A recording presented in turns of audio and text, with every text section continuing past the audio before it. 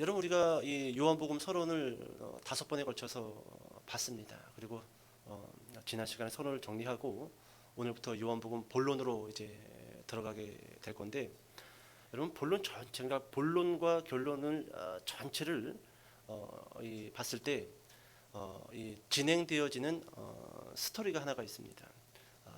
그 진행되어질 그 스토리의 암시를 실제로 여러분 우리가 앞에서 봤던 서론에서 몇 번 이 예수님의 사랑하는 제자 사도 요한이 몇 가지 말씀을 통해서 앞으로 본론이 어떻게 전개될지에 대해서 암시했단 말이죠.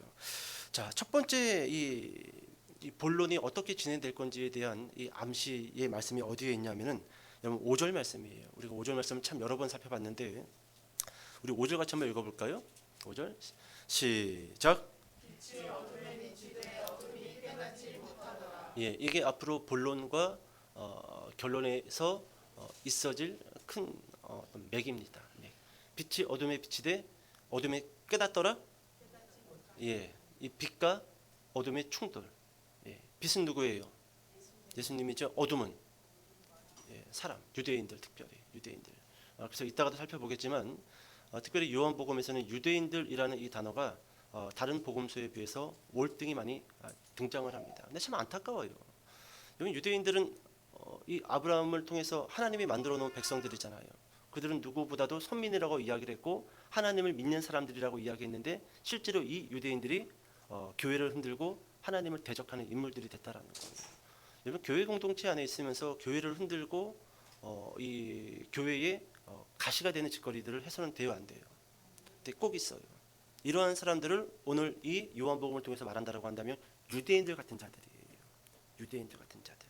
그러니까 여러분들은 이 교회에 와서 이 새롭게 오는 사람들이든지 아니면 또 오랜만에 만난 사람들이든지 간에 여러분 그 사람들을 대할 때, 그 성도들을 대할 때 유대인들처럼 대하면 안 돼요.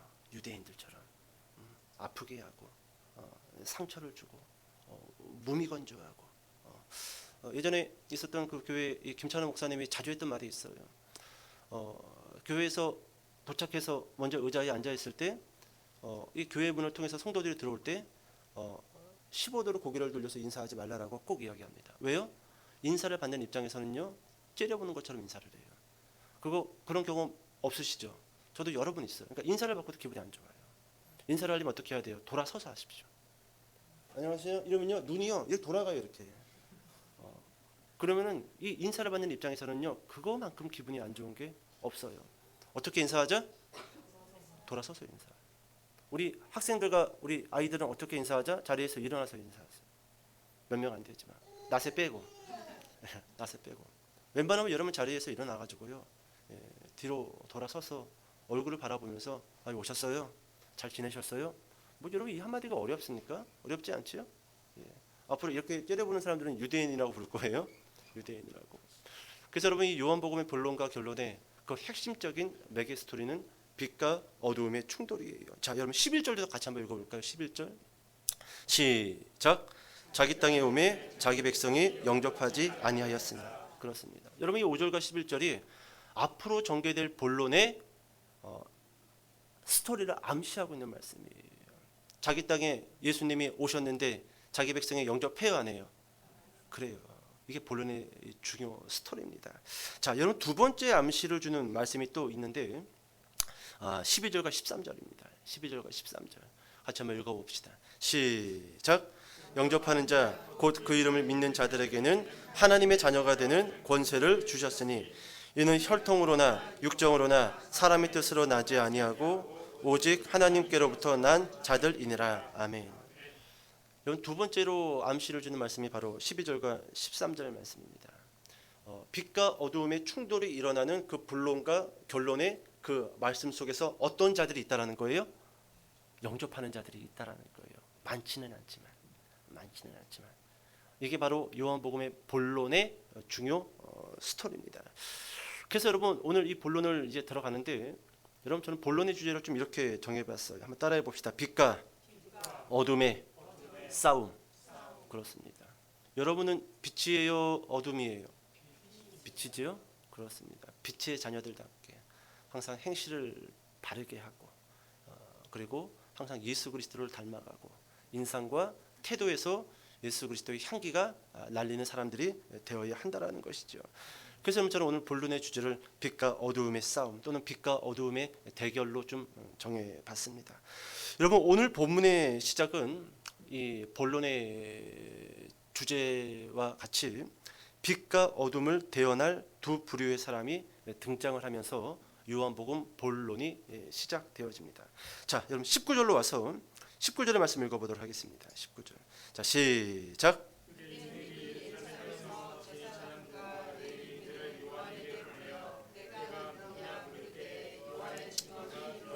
아멘. 두 부류의 사람이 등장하죠. 19절 본론의 시작이에요. 첫 번째 등장하는 인물이 누구예요?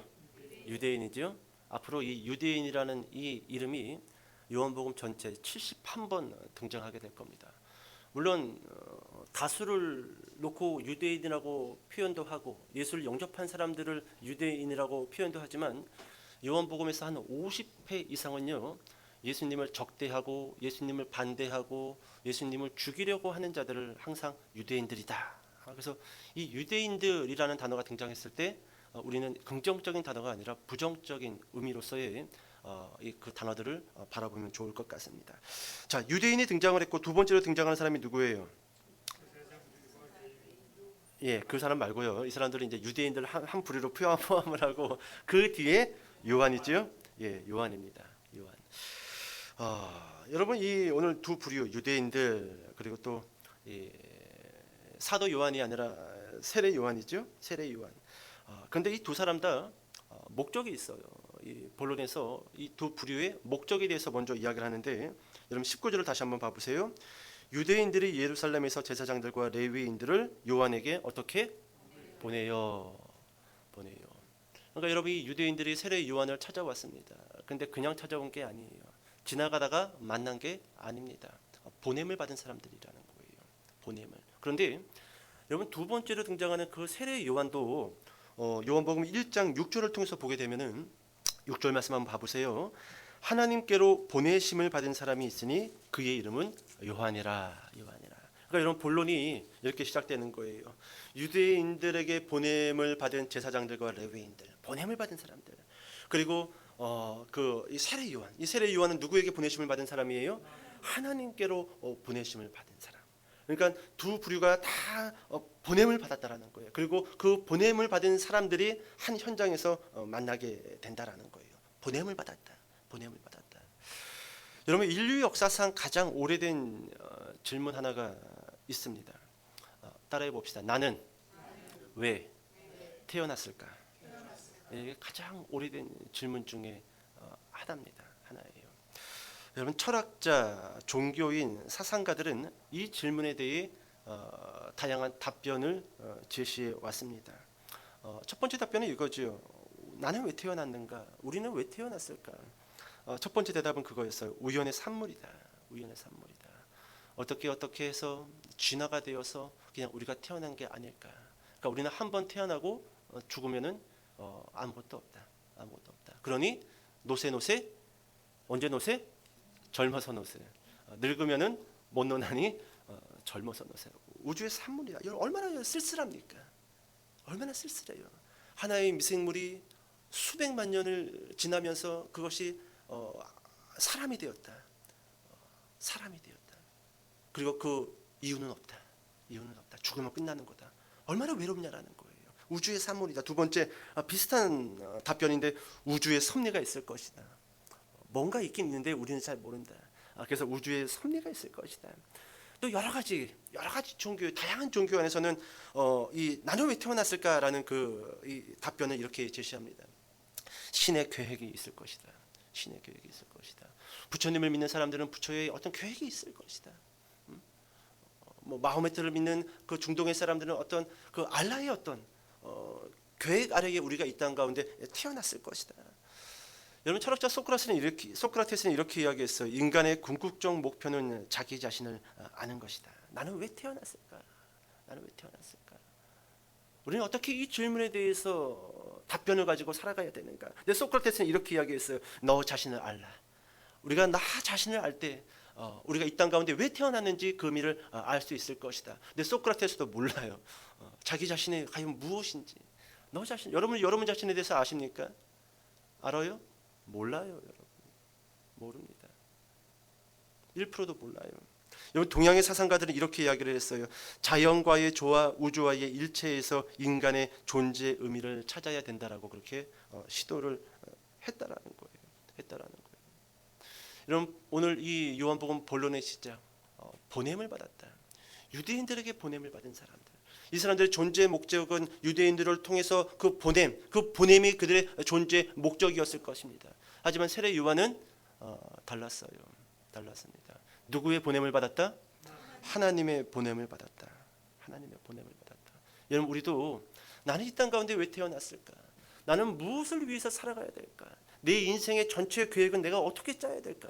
근데 거기에는 아주 중요한 우리가 그 의미를 갖고 그 질문 앞에 서 있어야 된다는 거예요.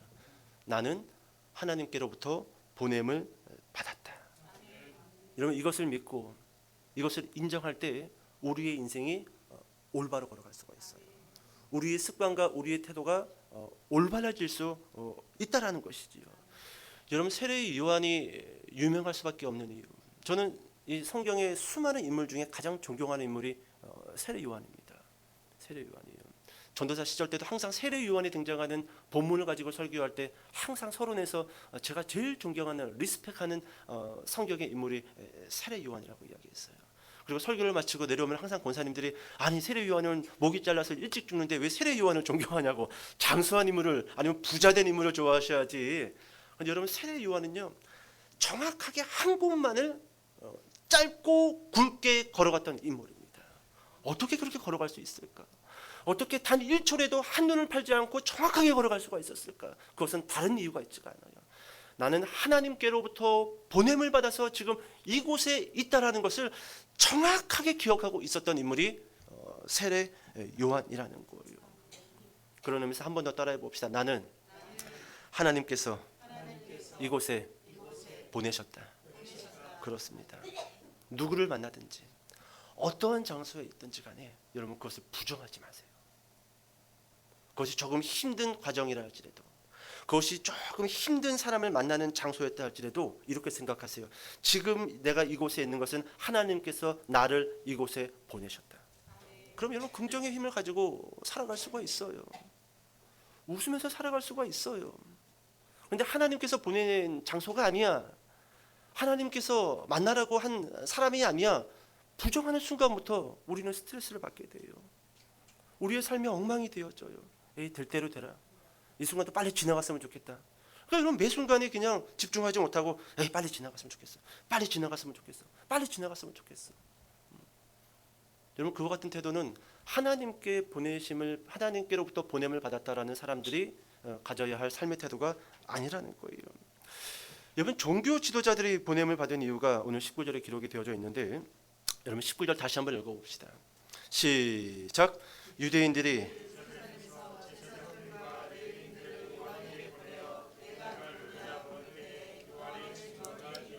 아멘. 종교 지도자들이 보냄을 받은 이유.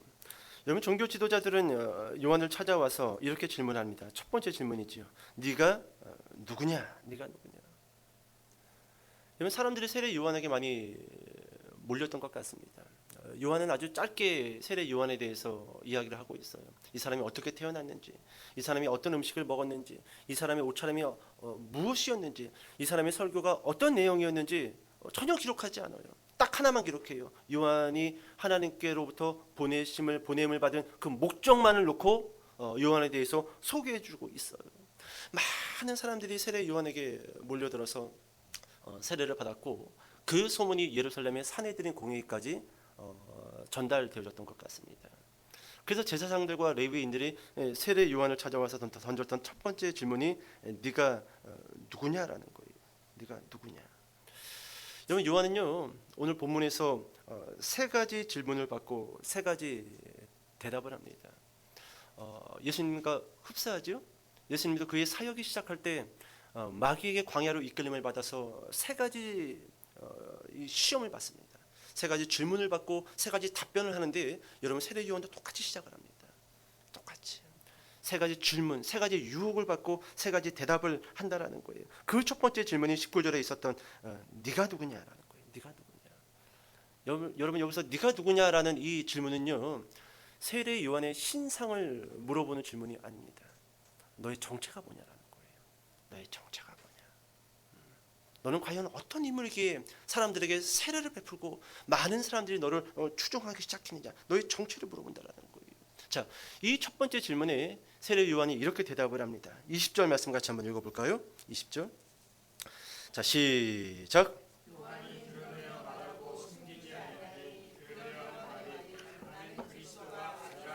예, 질문이 뭐였어요? 네가 누구냐? 내가 누구냐가 아니라 네가 누구냐?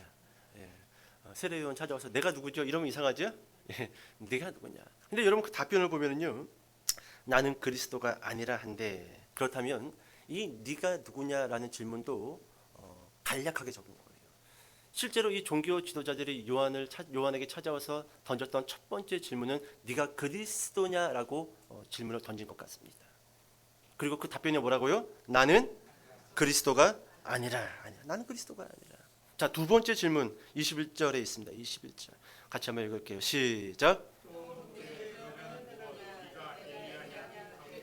나는 아니라. 질문과 답변이 다 적혀 있죠. 두 번째 질문은 이겁니다. 네가 엘리야냐? 왜요? 여러분 구약 성경의 선지서를 보면은 메시아가 오기 전에, 그리스도가 오기 전에 먼저 엘리야가 올 것이다라는 그런 이 선지서의 기록이 있기 때문에 많은 사람들은 엘리야가 다시 환생해서 이 땅에 올 것이다라고 생각하고 있단 말이죠. 그래서 요한에게 던졌던 두 번째 질문이 네가 엘리야냐? 근데 세례 요한이 뭐라고 대답하죠? 나는 아니라. 동일한 대답이죠. 나는 아니라. 자, 세 번째 질문 21절 후반부에 있습니다. 또 묻되 네가 그 선지자냐? 대답하되 아니라. 여러분 세례 요한. 지금 설교를 정리할게요. 오늘 야유회가 있으니까 설교를 간략하게 하겠습니다. 여러분 세례 요한은 이미 많은 사람들이 추종하는 인물입니다. 마태복음 11장 11절을 보면 예수님이 세례 요한에게 대해서 이렇게 표현을 합니다. 여자가 낳은 자 중에 세례 요한보다 큰 이가 일어남이 없도다. 네가 엘리야냐? 여러분 실제로 세례 요한은 엘리야 맞습니다. 엘리야가 환생해서 세례 요한이 된 게 아니라 엘리야를 상징하는 인물이에요. 엘리야가 맞아요. 근데 아까 전에 세례 요한은 뭐라고 대답했죠? 나는 아니라. 나는 아무것도 아니라고 대답을 했다라는 거예요. 충분히 맞다. 내가 엘리야다. 네가 그 선지자냐? 여러분 여기서 말하는 그 선지자가 정확하게 어떤 선지자를 의미하는지 모르겠지만 분명 세례 요한은 마지막 선지자가 맞습니다. 근데 뭐라고 이야기했죠? 나는 아니라. 나는 아무것도 아니라. 어떻게 나는 아무것도 아니다라고 그렇게 대답할 수 있냐라는 거예요. 엄청나게 많은 사람들이 지금 세례 요한을 따르고 있는데 좀 이렇게 이야기해 볼까요? 여러분 제가 갑자기 급부상해서 갑자기 기쁨의 교회가 1년 만에 5천 명이 넘어가는 교회로 성장을 했어요. 그래서 저 능곡동 뒷산을 싹 밀어버리고 한 3만 평 대지에 주차장을 짓고 그리고 10층짜리 건물을 올리고 옆에다가 선교센터와 비전센터를 세우고 근데 제가 한 성도에게 이렇게 이야기하는 겁니다. 저는 목사 아닙니다. 목사님 대단해요. 저 같은 것도 목사라고요? 저 목사 아니에요. 저 아무것도 아닙니다. 이렇게 대답할 수 있냐라는 거예요. 어떻게? 지금 세례 요한이 그런 거예요. 세례 요한이. 여러분 유대 땅에서 슈퍼스타로 급부상하고 있는 인물이 어떻게 나는 아무것도 아니라. 아니라. 네가 그리스도냐? 여러분 교만한 사람은요. 네가 그리스도냐라고 했을 때 맞다. 내가 예수다라고 했을 거예요. 우리나라에도 여러분 50여 명이 자칭 예수가 있지 않습니까? 얼마나 많은 이단들이 있어요. 자칭 예수라고 말하는 사람들, 자칭 내가 보혜사 성령이다라고 고백하는 사람들이 얼마나 많이 있습니까? 교회 성도들이 한 1000명만 넘어가도 좋은 양복에 좋은 외제차에 목에 힘을 주고 그렇게 여러분 다니는 이 사역자들이 얼마나 많이 있습니까? 근데 나는 아니라. 여러분 심지어 오늘 본문의 27절 말씀 같이 한번 읽어볼까요? 27절. 자 시작. 곧 내 뒤에 오시는 그이라 나는 그의 신발끈을 풀기도 감당하지 못하겠노라 하더라. 여러분 지금 이 세례 요한이 뭐라고 이야기합니까? 내 뒤에 어떤 분이 오시는데 나는 아직 그분을 잘 모른다. 너희들도 모르고 있다. 근데 뭐라고 표현해요? 나는 그의 신발끈을 풀기도 감당하지 못하겠노라 하더라. 어떻게 여러분 이와 같은 자세, 이와 같은 영성, 이와 같은 말을 세례 요한을 할 수 있냐라는 거예요. 다른 데서 그 이유를 찾을 수는 없습니다. 세례 요한은 철저하게 하나님으로부터 보내심을 받은 사람이라는 사실을 한순간도 잊지 않고 살았던 거예요. 여러분 이런 사람들은요 어디다가 갖다 놔도 항상 똑같아요. 똑같습니다. 나를 하나님이 그곳에 보내셨어. 큰 곳에 있어? 작은 곳에 있어? 상관없어요. 편안한 곳에 있어? 힘든 곳에 있어? 상관없어요. 하나님께서 그곳에 보냈으니까. 하나님께서 그곳에 보냈으니까. 환경과 상황이 전혀 중요하지 않다라는 거예요. 자, 그렇다면 이제 설교 마쳐야겠지요? 그렇다면 세례 요한의 이 영성은 어디로부터 출발되어진 영성이냐라는 거예요. 어떻게 이와 같은 영성을 가지고 있을까? 어떻게 나는 아니다. 나는 아무것도 아니다. 내 뒤에 오시는 분의 운동화 끈 묶는 것도 나는 감당할 수 없는 아무것도 아닌 존재라고 자신을 그렇게 낮출 수 있냐라는 거예요. 어떻게요? 여러분 많은 학자들은요 이 세례 요한의 영성이 어디서부터 나오고 있냐 따라해 봅시다. 광야. 그렇습니다. 광야예요. 광야. 저도 이제 오늘 야유회를 좀 마치고 그러면은 한 주간 어디 광야로 좀 떠나 있다가 와야 되지 않나 좀 그런 생각을 해봤어요. 목회자는 적어도 1년에 한 2번 정도 교회를 떠나서 산으로 들어가던 바다 속으로 들어가야 됩니다. 들어가야 돼. 열악한 곳으로. 광야지요. 많은 학자들은 세례 요한의 그와 같은 영성이 어디서부터 유지되고 있는가? 광야라는 거예요. 광야. 여러분 23절 한번 읽어볼까요? 23절. 자, 시작. 주의 길을 곧게 하라고 광야에서 외치는 자의 소리로라 하니라. 아멘. 아니라라고 하면서 세례 요한이 뭐라고 이야기합니까? 이사야 그 선지서에 기록되어져 있는 광야에 외치는 자의 소리가 바로 나라는 거예요. 나라는 겁니다. 뭐라고요? 광야에서 외치는 소리로라. 이런 광야. 뭐 저는 아직 성지 순례를 가본 적이 없어서 한번 꼭 가보기는 해야 되겠는데 요즘 워낙 또 이스라엘과 막 중동도 위험하죠. 예. 여러분 광야, 우리가 광야에 대해서 얼마나 많이 들었습니까? 광야에는 음식이 있어요, 없어요? 없어요. 음식도 없고 물도 없고 그늘도 없습니다. 여러분 우리가 좀 삶이 루즈해졌다. 나의 영성이 좀 많이 흐려졌다라고 한다면 여러분 광야로 들어가시기 바랍니다. 한동안 들어가셔야 돼요. 음식도 없고 물도 없고 그늘도 없고 오직 하나님만 바라볼 수밖에 없는 장소로 들어가야 된다라는 거예요. 그래야 여러분 나는 아니다라고 고백할 수 있습니다. 맨날 집에서 밥 먹고 자고 광야의 영성을 유지할 수 없어요. 똑같은 패턴으로 살면은 광야의 영성을 소유할 수 없어요. 광야에서 외치는 소리를 광야에서 안 나오는 거예요. 사람들을 광야로 부르면 불렀지 광야로 나가지 않아요. 계속 사람들을 만나는 장소도 광야고 그리고 그 사람들과 헤어지는 다시 또 광야로 들어가는 거예요. 거기 뭐가 있습니까? 뭐 물이 있어요? 도시가 있습니까? 누가 음식을 만들어 놓고 기다립니까? 아니잖아요. 들어가는 거예요. 오늘도 들어가면 하나님이 물 주시겠지. 오늘도 들어가면 하나님이 음식 주시겠지. 오늘 날씨가 너무너무 더운데 그래도 광야로 들어가면 하나님이 그늘을 만들어 주시겠지. 내 위에 뭐 이렇게 내 머리 위에만 구름을 만들어 가지고 계속 여기만 비가 오게끔 하나님이 만들어 주시겠지. 근데 실제로 세례 요한은 그와 같은 하나님을 만난 경험이 있었던 거예요. 삶 전체를 통해서 다시금 광야로 들어갈 수 있는 용기와 믿음이 있었다라는 거죠. 광야. 여러분 저는 설교를 정리하면서 문득 그런 생각을 해봤습니다. 우리 저 뒤에 앉아 계신 조찬미 집사님의 믿음이 좋을까? 과연 김원영 목사의 믿음이 좋을까? 여러분 누구의 믿음이 좋을 것 같아요? 조찬미 집사님이 저보다 1000배는 좋습니다. 조찬미 집사님은 광야에 계시잖아요. 저는 어디에 있어요? 왕궁에 있잖아요. 맞아요, 틀려요? 맞아요. 우리 지은 자매. 지은 자매의 믿음이 좋을까요? 김원영 목사의 믿음이 좋을까요? 지은 자매가 만 배는 믿음 좋아요. 왜요? 광야에 있잖아요. 여러분 저와 같은 광야에 있으면서 여러분 믿음 생활을 유지할 수 있을까요? 나는 아니라고 말할 수 있을까요? 웃을 수 있을까요? 아니요. 여러분 우리는 왕궁에 있으면서도 우리는 웃지 못하고 있잖아요. 우리는 왕궁에 있으면서도 하나님이 나를 이곳에 보냈다라는 그 사명은 잊어버린 채 다른 것만 쫓고 있잖아요.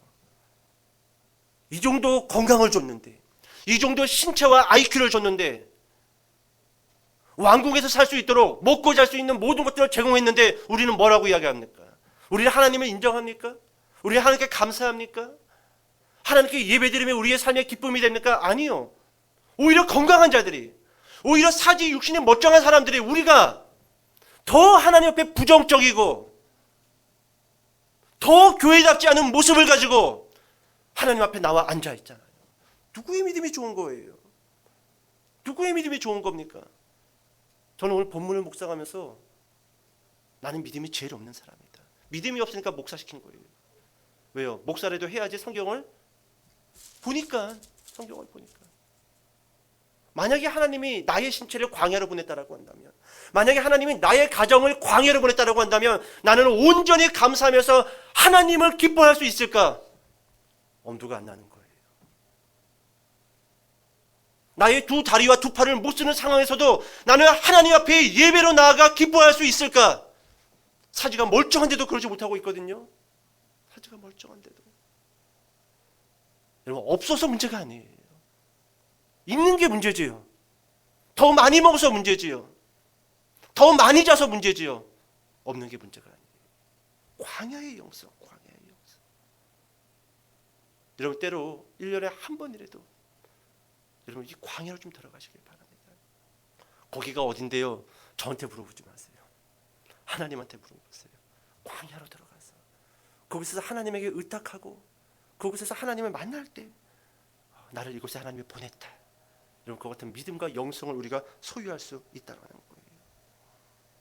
여러분 종교 지도자들이 세례 요한을 찾아와서 던졌던 첫 번째 질문이 네가 그리스도냐였어요. 네가 그리스도냐. 만약에 여러분 종교 지도자들이 여러분들에게 찾아와서 네가 그리스도냐라고 질문을 한다라고 한다면 여러분들은 무엇이라고 대답하겠습니까? 뭐라고 대답할 거예요? 자, 시작. 그죠?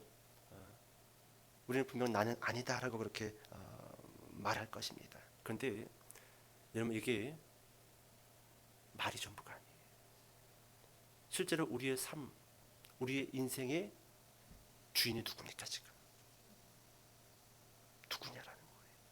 세례 요한은 나는 아니다 말로만 대답한 게 아니에요. 삶으로 내 삶의 주인은 내가 아니고 그리스도입니다라고 행동으로 보여줬어요. 근데 우리는 뭐라고 이야기하죠? 똑같이 들은 게 있으니까 나는 아니라. 그리고 삶은 어떻게 살아요? 내가 그리스도야. 내가 하나님이야. 내 인생의 핸들을 누가 잡고 있어요? 예수님이에요? 여러분이에요? 말은 참 잘해. 그냥 정직하게 이야기하라고. 정직하게 이야기하라고. 여러분 우리는 이 질문 앞에 세례 요한 같은 영성을 유지하기 위해서 광야로 들어가서 우리의 삶을 되돌아봐야 돼요. 어쩌면 우리는 행동으로 내가 그리스도야, 내가 하나님이야, 내가 하나님이야. 아니죠? 나는 아니라. 내 뒤에 오실 재림주 예수 그리스도, 그분이 내 삶의 주인이시고 나는 그분의 신발끈을 묶기도 감당할 수 없는 그런 존재입니다. 여러분 이것이 말로만 고백되어지는 것이 아니라 삶을 통해서 고백되어지는 그와 같은 영성을 소유한 저와 여러분 되시기를 주님의 이름으로 축복합니다. 기도하겠습니다.